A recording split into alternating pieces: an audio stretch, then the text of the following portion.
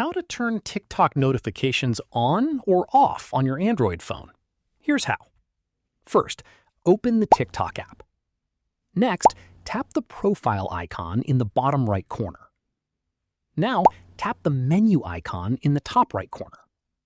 Select Settings and Privacy. Scroll down and tap Notifications.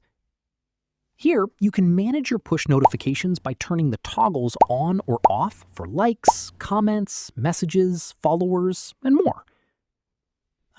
If you want to completely disable or enable TikTok notifications, first, open the Settings app. Next, tap the search bar at the top. Now, search for Apps. Tap Apps. Select Manage Apps. Scroll down and find TikTok. Tap on the TikTok app.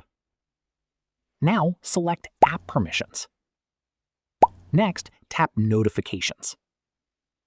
Finally, turn the Show Notifications toggle on or off depending on your preference.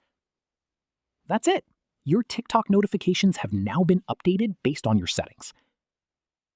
If this tutorial helped you, hit the like button, subscribe for more quick and easy Android tutorials, and I'll see you in the next one.